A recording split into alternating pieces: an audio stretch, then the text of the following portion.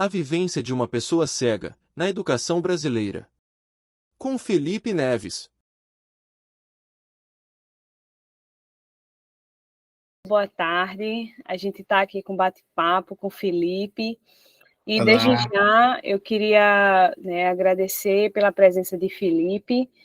E o vídeo, ele basicamente vai se passar aqui na tela do Meet, eu e Felipe, né? A gente está com as nossas câmeras ligadas, gravando todo esse bate-papo para que vocês possam estar acompanhando e se inteirando melhor de como é esse processo da vida de Felipe, da educação básica, da audiodescrição. A gente vai estar conversando um pouco sobre isso, tá?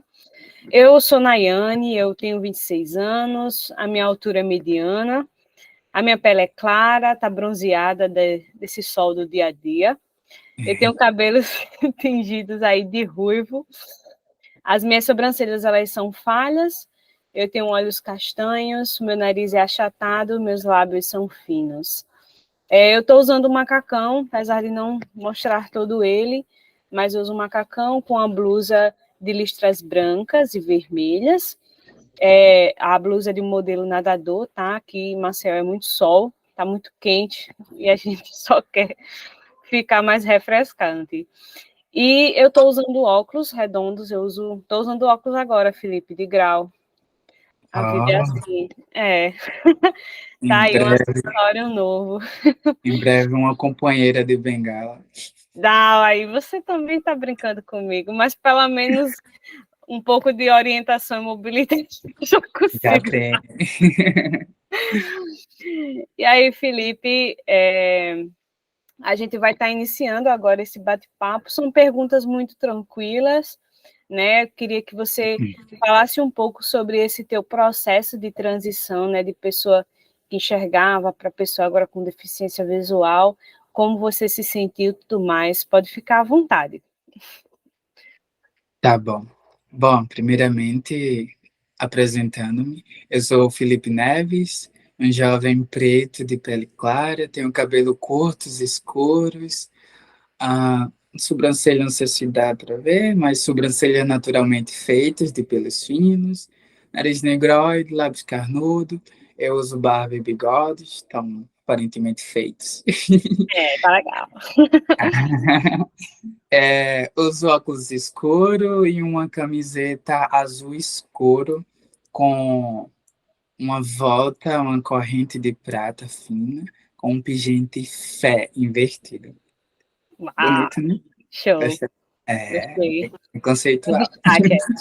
Ao fundo tem uma cortina e parte da parede. Acho que é isso. Bom, sobre o meu processo, essa transição de enxergar e não enxergar. Olha, foi um processo bem, a princípio, tranquilo.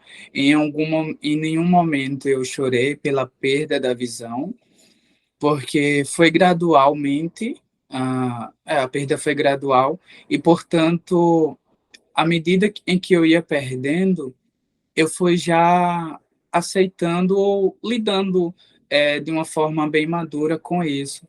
Então, não tive essa resistência, essa lamúria, mas eu acho que já fazia parte do meu processo, né, da minha personalidade, essa resiliência que eu desenvolvi. Então, foi um processo assim, nesse sentido, tranquilo, emocionalmente. No entanto, a parte dolorida, conturbada, foi para o mundo. Uhum.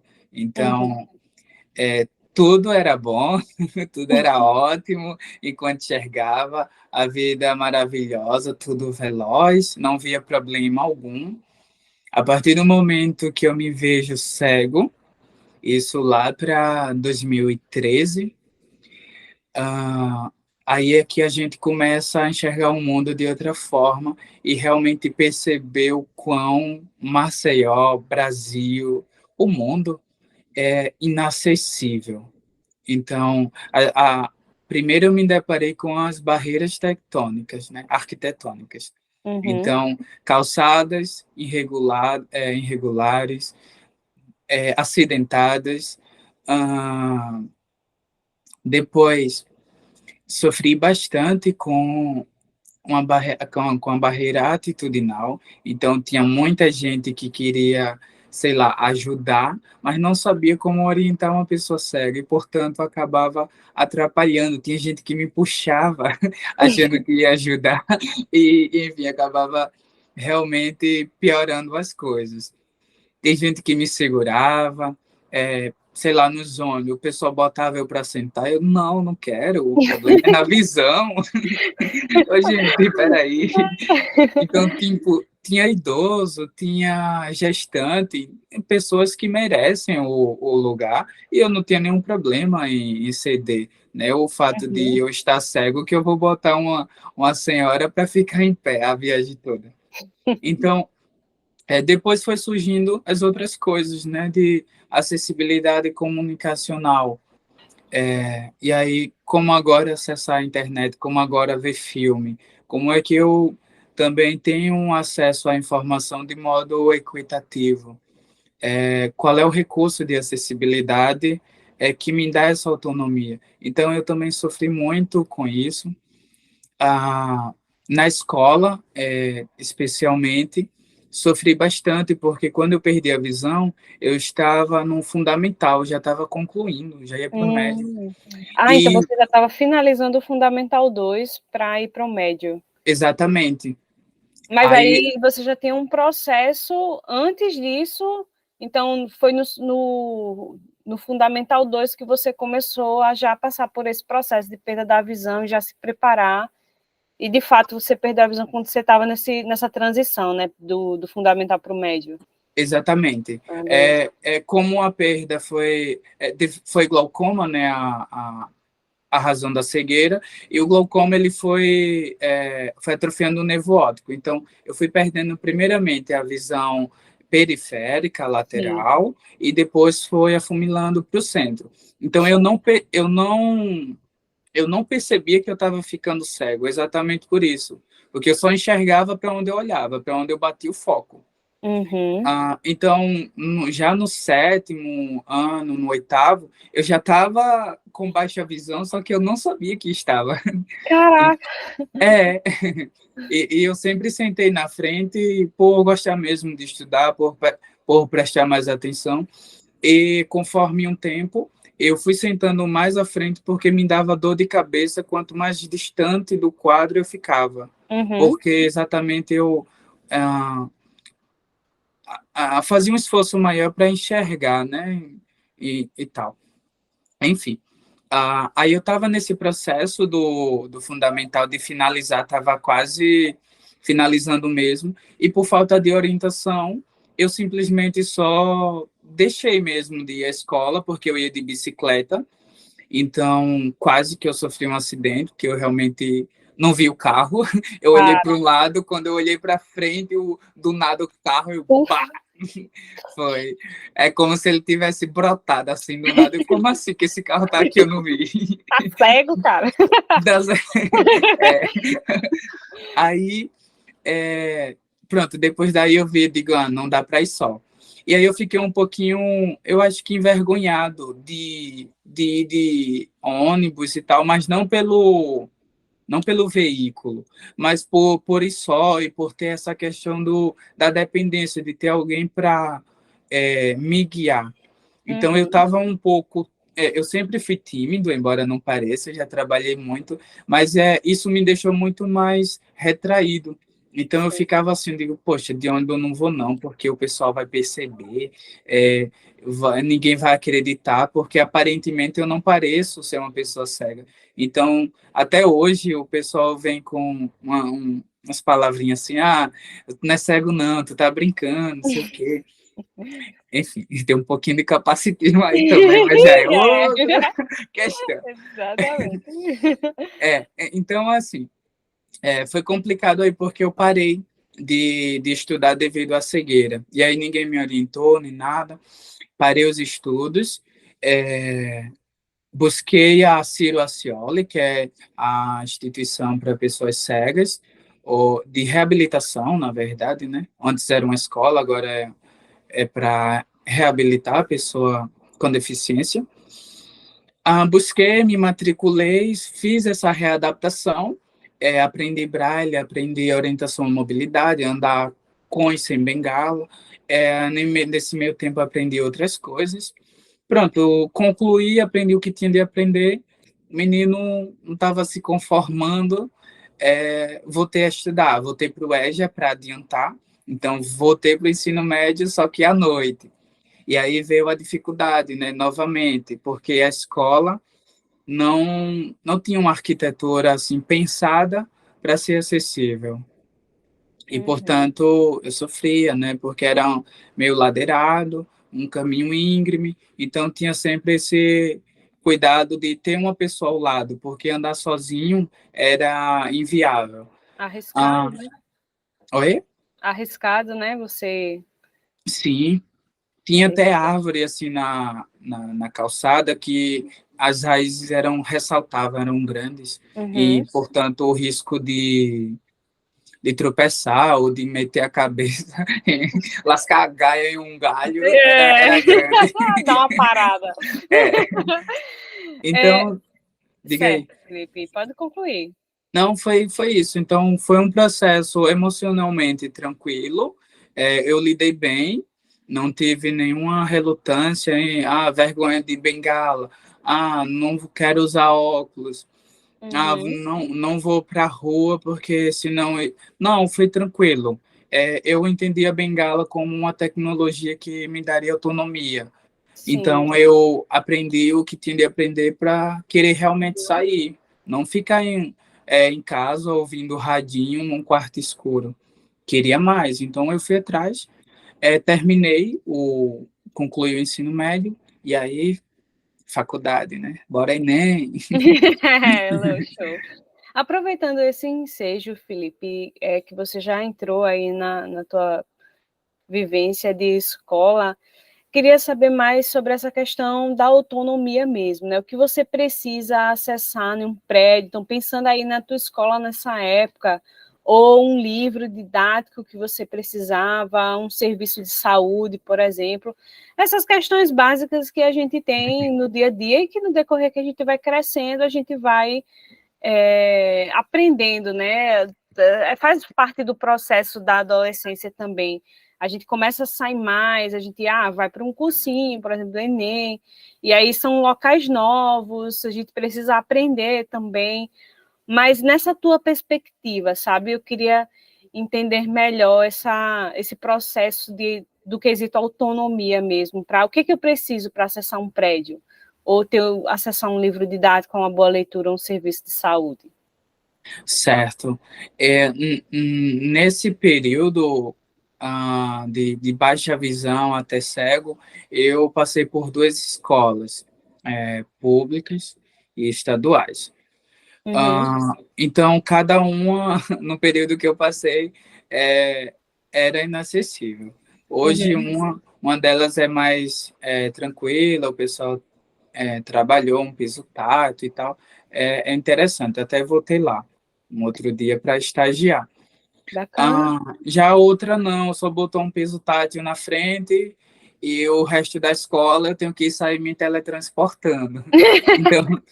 Então, o que é que eu preciso? Não só eu, né, mas todas as pessoas com e sem deficiência. Eu acho que é pensar esse projeto, e aí projeto num modo amplo, num sentido amplo, não um projeto arquitetônico, a escola, a física, mas pensar toda a estrutura, todo o ambiente e até pessoas, pensar tudo isso baseado no conceito do design universal. Sim. Por quê? A ideia é preparar, acessibilizar o ambiente, ou construir um ambiente acessível para todas as pessoas, independente da deficiência. Porque se tem uma rampa, se tem uma porta larga, não é só um cadeirante que vai se beneficiar disso. Uma pessoa idosa, uma gestante ou alguém com uma outra deficiência também vai usufruir. Então, eu acho que eu penso nisso aí. Então, o que é que precisa? Precisa de todas as dimensões. Destruir mesmo, desconstruir, reconstruir essas barreiras, as barreiras arquitetônicas, as barreiras atitudinais, porque na escola não tinha nenhuma pessoa capacitada para me orientar, para guiar, para saber como lidar com a pessoa cega. Eu fui o primeiro estudante cego da instituição, então era tudo novo. Professores que não sabiam como lidar, alguns ainda eram mais abertos e aberto a aprender mesmo, de chegar a mim e perguntar, olha, eu não sei, mas me diz como eu posso fazer para a gente fazer uma aula acessível para que você se inclua na turma, na aula. Já outros professores me ignoravam totalmente. Então, isso me deixava muito mal, até chegou a atrapalhar um pouquinho assim no meu desempenho, uma outra disciplina, por essa razão. Então, sei lá, barreiras tecnológicas, em se tratando de materiais pedagógicos, pensar nisso também, né, na barreira metodológica. Então, se um professor vai pensar numa aula, qual é a turma, qual é o público. No meio dessa turma tem alguém com deficiência, tá, beleza, vou trabalhar livre, então vou pensar num material adaptado. Se é PDF, um PDF acessível, adaptado, não um texto escaneado em que o leitor de tela vai bater e não reconhece nada. Livro em braille, funciona? Funciona, se a pessoa tem domínio do braille e prática, né? Porque, por exemplo, eu conheço o braille, eu sei ler, mas eu não tenho prática. Portanto, se me der um livro em braille, eu vou ler, mas vou passar um ano, porque minha leitura não tá assídua. Portanto, o livro de braille é um recurso, mas tem que saber quem é a pessoa. Então, há outras possibilidades também, né? Já existem outras tecnologias, óculos, que podem fazer leitura. Então, disponibilizar, pensar em equipamentos, em tecnologias assistivas para pessoas com deficiência e colocar isso numa biblioteca, porque quando eu quiser acessar um livro, eu vou lá. Não tenho a bibliotecária ou o bibliotecário, então auxilia, identificou o livro, eu faço minha leitura, eu posso levar para casa. Então, pensar realmente nas barreiras, em todas elas, aquelas que estão disponíveis, que são dispostas no Estatuto da Pessoa com Deficiência, né? Então, a gente eliminando essas barreiras promove total autonomia para a pessoa com deficiência. E aí todos ganham com isso. O professor ganha, a pessoa com deficiência ganha e a turma também, porque fica essa ideia total capacitista, de que não vou me juntar com ele porque eu vou ter que fazer tudo para ele. E não tem isso. Eu tenho autonomia, eu não consigo escrever, mas você pode ler para mim, a gente discute, eu posso dar resposta, eu posso ditar, eu posso também elaborar um texto de uma outra forma, com celular, com notebook. Então, tudo vai depender de como o professor constrói a aula, de como essa aula é pensada. E, a partir disso, também a coordenação, a direção, a gestão da escola, pensar em acessibilidade em todos os quesitos, desde o ambiente físico às ações invisíveis, né, que são exatamente as atitudinais, dos profissionais, dos servidores e por aí vai. Bacana.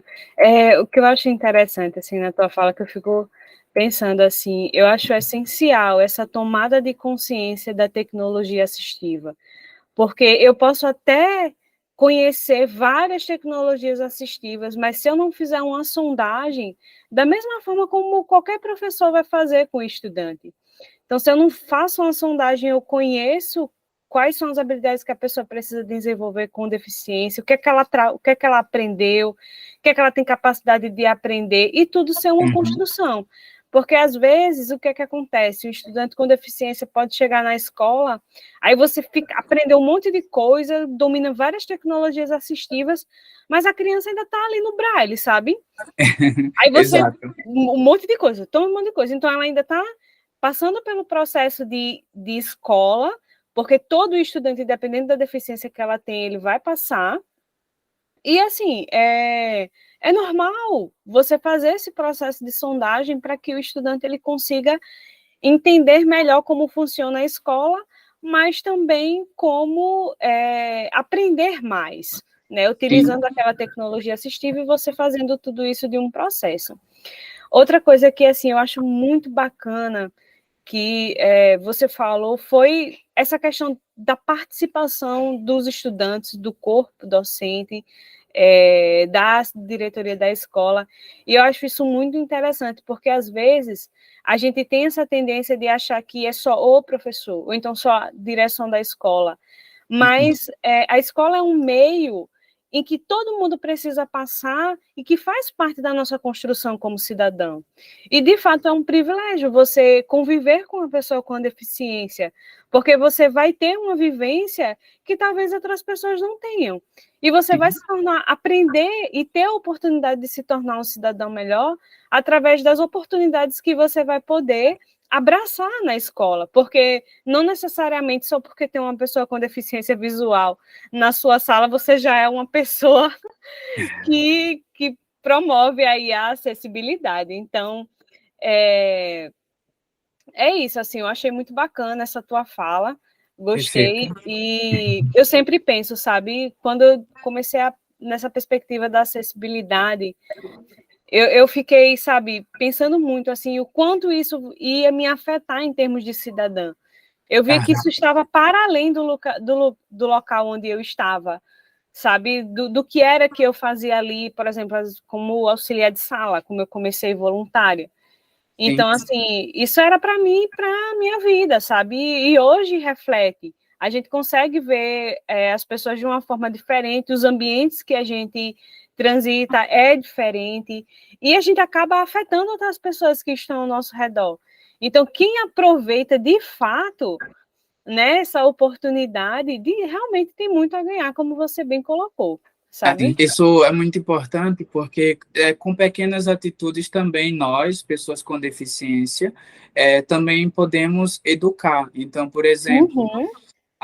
eu tinha um auxiliar de sala ela não tinha essa experiência, não tinha nenhuma experiência com pessoa cega. Eu fui a primeira experiência dela, portanto eu eduquei bastante. Então, quando ela vinha nas primeiras vezes, né, ela tocava em mim, eu puxava e tal. Então eu eu tenho essa opção de ser uma pessoa rude ou de ser uma pessoa afável, dócil, puxou no meu braço, eu naturalmente vou aqui tirando o meu braço da pessoa, ou tirando dela, e vou deslizando para o cotovelo. Porque, para mim, naquele momento, para a altura, para a ocasião, era o confortável. Se fosse uma pessoa menor, eu deslizava para o ombro. E aí depende, né, da pessoa. Mas olha só, eu poderia dizer, não, tá errado, não é assim, não vou dar um esporro na pessoa, porque é uma troca, né? Ao mesmo tempo que a pessoa está aprendendo a lidar comigo, eu também vou aprender a lidar com ela, com o ritmo dela, com a personalidade dela. Então eu posso educar, eu posso ajudar o outro nesse sentido. De pegou em mim ou puxou pela bengala, disse, olha, me dá o braço, fica mais confortável, essa é a forma mais adequada de guiar uma pessoa cega. E aí pronto, pegou e já era. Na próxima vez a pessoa vai chegar e diz, o braço. Já não sai puxando, entende? Então, com pequenas atitudes, a gente também pode ir mudando essa realidade capacitista e, enfim, essa desinformação. É verdade. Aí, aproveitando o ensejo também, que você já começou a dar alguns exemplos, eu queria saber aí como é que você pode citar um exemplo de disponibilidade de acessibilidade, né? Algo que você se surpreendeu, assim. Citar um recurso ou uma atitude mesmo acessível que te causou, assim, uma certa surpresa de uma forma positiva. Tá, olha, atitudinal, uma acessibilidade atitudinal, um gesto que me encantou bastante foi uma professora, ela me procurar após eu fazer a matrícula. Ela soube que eu seria aluno dela, então ela me procurou e buscou saber do que eu precisava e tal.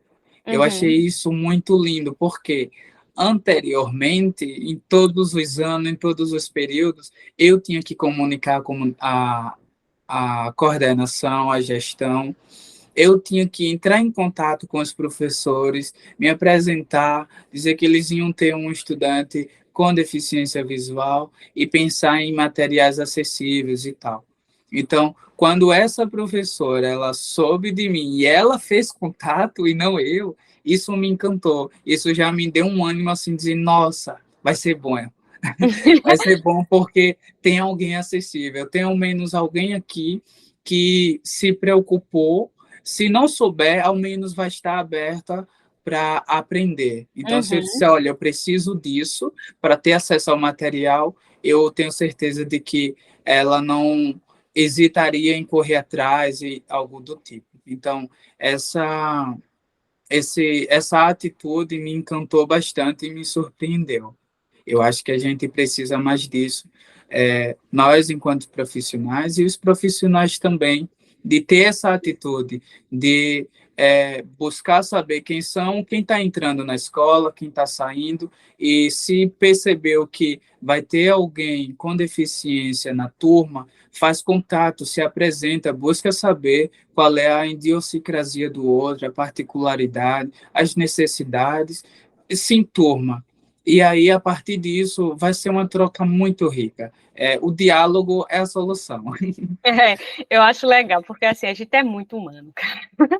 Então, normalmente, quando você pede um exemplo assim, as tecnologias, elas são muito boas, mas a nossa característica humana é contato, Isso, sabe? Por isso isso. que as atitudes humanas, É, elas acabam nos marcando mais do que, cara, você chegar com óculos full tecnológico e apresentar para você, mas você, sabe, se relacionar, você construir um vínculo com a pessoa, com a turma, a turma lhe proporcionar ter experiências que você teria como se fosse um estudante, sabe, que enxergava.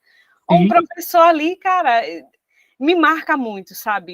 Algumas épocas de você, assim, ter estudantes que chegam junto, sabe? Porque sim, muitas sim. vezes, entrando nessa parte da educação, você tem auxiliar de sala, a galera hoje realmente, alguns estão sendo bem treinados e tudo mais, Sim, mas você como auxiliar de sala, você precisa ser muito cuidadoso na hora em que da sua relação com o estudante, porque sim, ele precisa se relacionar com as outras pessoas que estão ao redor dele. E muitas vezes a gente acaba ficando muito naquele cubo, sabe? Tem um auxiliar ali, tem um auxiliar ali, vai fazer. Sendo que os próprios estudantes, eles são privados de participarem ali. A aham, própria pessoa com deficiência perde muita coisa, sabe? Coisa sim, assim que antes da aula, todo mundo está junto, todo mundo está conversando ali. E, às vezes, tá sempre com o auxiliar de sala, aquela coisa presa, ele não consegue participar, sabe? A pessoa não consegue ter essa relação humana. Então, eu vejo que a gente se apega muito, sabe? Pode ser o que sim. for, tecnologia realmente é muito boa, mas a nossa característica humana e orgânica necessita desse contato mais físico. Isso me encanta bastante. Eu tenho muito essa coisa do contato. Isso me lembra Clarice Lispector, Não que é? para ela é isso. O amor é contato, ou toca ou não toca. E para mim é isso também. Eu sou muito do toque. Outro dia uma amiga disse: alguém já lhe falou que a sua demonstração de amor é contato? Aí eu disse: não. Eu digo, então é isso. Então eu gosto do contato, eu gosto de conversar. Eu gosto de conhecer o outro, de história, de fofoca, de contato, é isso. Então, a partir do momento em que essa professora fez contato comigo, quando naturalmente era eu quem fazia e não, nem era para ser uma obrigação minha. Nossa, isso me encantou. Digo, velho, tem uma professora aqui diferente. Legal, Tem alguém aqui que vai fazer valer a pena esse ano. E massa, foi muito bom, foi muito bom. bacana. E aí a gente vai para a parte ruim, né? Poxa. Qual a situação de, assim, inacessibilidade que você disse, poxa, nunca mais na minha vida eu quero passar por isso? Olha, eu vou emendar duas, já que você Beleza. falou da auxiliar de sala. A Isso. primeira eu vou em contraste com a positiva, o exemplo positivo. Então, um que me marcou, já que a gente está falando de contato, de emoção, foi numa aula de geografia. Eu sempre sentava na frente, sempre sento, né? E aí estava falando sobre coordenadas geográficas, o professor fez um mapa no quadro, botou uns pontos lá e ele queria que alguém descrevesse aquele ponto, aquela coordenada e tal. Eu sabia, eu tinha estudado, eu gostava de geografia e eu estava à frente dele, coisa de 1,5 m. Eu disse, professor, eu quero ir. Ele, não sei se ele não ouviu, o que é que foi, mas não me respondeu. Uhum. Aí outra pessoa levantou a mão para ir, foi lá porque valia um ponto também. Além de eu saber, eu queria o ponto. Diga aí, é. É. Aí Justo. ele, alguém mais quer ir? Eu disse eu. E ele ignorou de novo. Aí foi quando eu percebi que ele não é que ele não tinha ouvido, ele simplesmente tinha ignorado. E aí isso me deixou muito mal. É, e aí, obviamente, eu fui pegando a aversão ao professor e, naturalmente, a disciplina. Então, eu fui me desencantando, porque aquilo estava chato para mim. Não era um ambiente agradável, eu não me sentia incluído. Então, isso foi muito forte. O outro exemplo foi com auxiliar de sala. O fato da auxiliar de sala estava muito presente comigo, muito, quase toda aula ao meu lado, isso realmente afastava os alunos, fazia Isso, com que alguns não sentassem para conversar, contar uma fofoca ou perguntar alguma coisa. exatamente. Isso formou uma barreira. E aí tinha muita gente que entendia o papel da auxiliar, entendia que ela só escrevia para mim e lia, Uhum. e eu que editava as respostas e tal. Só que tinha um ou outro que quando foi no... só um instante. Tchum, tchum, tchum, tchum. A tua câmera desligou. Isso. Ah, beleza. Voltou? Voltou. Tá. Então, teve uma situação em que, acho que foi num período assim de avaliação, uma das colegas da turma, ela não tirou boa nota e eu tinha tirado, e aí ela jogou assim, você só tirou porque ela lhe ajuda, ela lhe dá as Vixe, respostas. E isso me afetou bastante, porque não acontecia. E, pesado. velho, então isso me afetou de uma forma que eu disse, isso é sério? Aí ela ainda se equivocou, ela disse, e não sei o que, só porque você é deficiente físico. Físico? Aí eu não sabia se eu ria Pesado.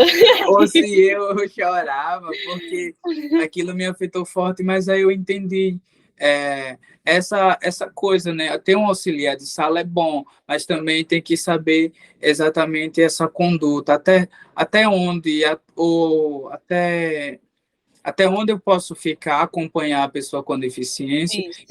até em qual momento eu posso ficar presente, porque ela pode sair um pouco, sentar em outro local, mas está de olho. Se Aham. precisar escrever, escreve. Se precisar ler, lê. Se precisar de descrever alguma coisa, faz isso. Mas no momento de se enturmar, deixa a pessoa à vontade. Deixa ela pedir ajuda a um outro. Ou os colegas estão sempre de olho. Alguém vai ajudar. Ninguém vai deixar a pessoa ir em direção à parede e deixar bater para depois avisar. Bateu a parede.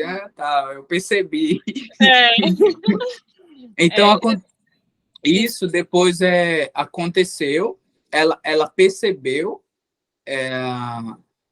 que estava acontecendo isso, acho que ela tinha ouvido alguma coisa, e aí ela começou a dar desculpa. Eu achei inteligente da parte dela, que ela chegava no início da aula, ficava uns 10 minutinhos, quando a aula começava, eu vou aqui ao banheiro, eu disse, tá bom. Esse banheiro dela, olha, ela só chegava faltando 5 minutinhos para ela acabar. E o que isso causou um efeito positivo, porque como eu estava só, o professor pedia para se juntar em dupla. Alguém tinha que se juntar comigo. E aí, quando o pessoal ia se juntando, eles iam vendo que eles não me davam resposta. Eu que dava a resposta, eu que resolvia as questões. Então, eles começam a dizer, olha, esse cego sabe muito. Na próxima atividade, quando era na próxima aula, sabe o que é que o pessoal fazia? Eu vou com o Felipe. Não, eu que vou. Não, o professor pode trio.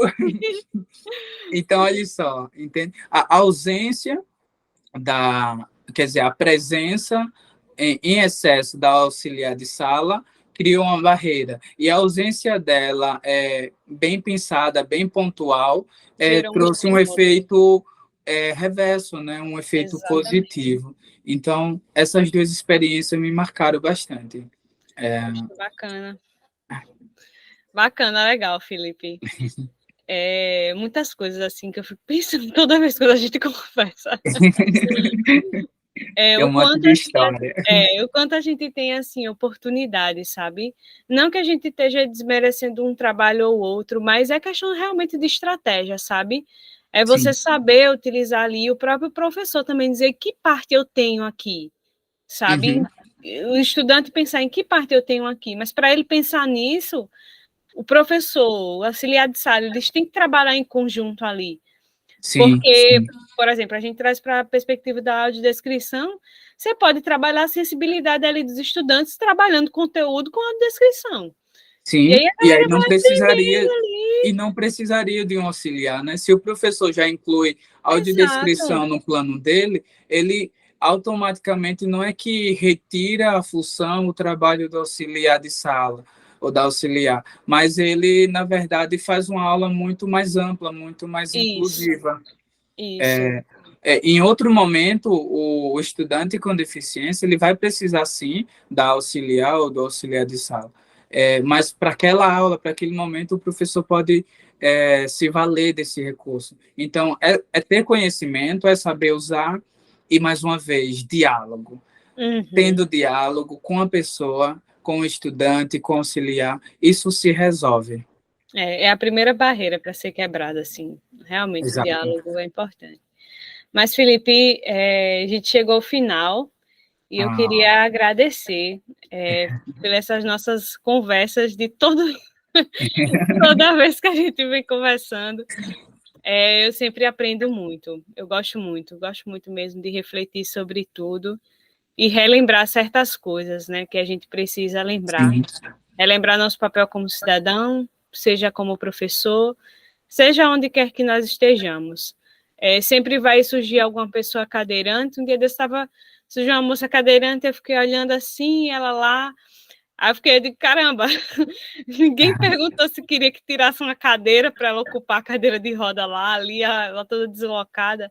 Mas por quê? Experiência, sabe? Exato. E, assim, eu tive muita pouca experiência com pessoa que era cadeirante, mas a minha convivência com pessoas com deficiência visual gera essa sensibilidade e quebra essa barreira, como você falou mesmo, atitudinal. Você chegar para a pessoa e perguntar. Se ela não quiser, se ela não, estou bem aqui, tudo bem.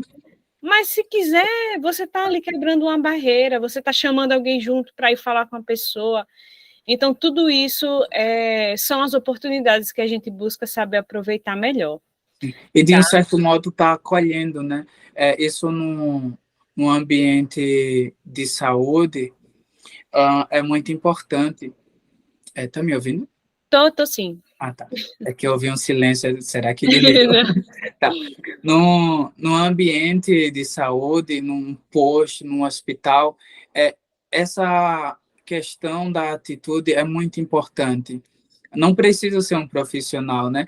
A pessoa exercendo o seu papel de cidadã, isso já ajuda bastante. Então, eu cheguei, É óbvio, os profissionais é interessante e deve estar preparado para receber todas as pessoas com deficiência. Sim. Então, se eu vou usufruir desse serviço, é muito bom que alguém chegue e se apresente, precisa de ajuda, quer ir para algum lugar, tal. Porque às vezes eu posso estar apertado, eu posso estar precisando de uma água, não sei onde é que fica o bebedouro, alguma coisa. E às vezes eu não preciso. Mas o fato de alguém chegar até mim e dizer, olha, sou fulano, precisa de ajuda, isso me acalenta, isso me abraça, porque eu sinto que eu não estou só ali. Eu sinto que eu não, que se eu precisar de alguma coisa, eu posso levantar a mão, chamar alguém e eu vou ser atendido, eu vou ser acolhido, né? É muito mais do que assistido, né? Está para além. Legal, legal. Mas é isso, Felipe. Mais uma vez, obrigada. E um bom fim de Valeu. tarde. E a gente vai se falando por aí. A gente vai se falando. A gente sempre vai se falando.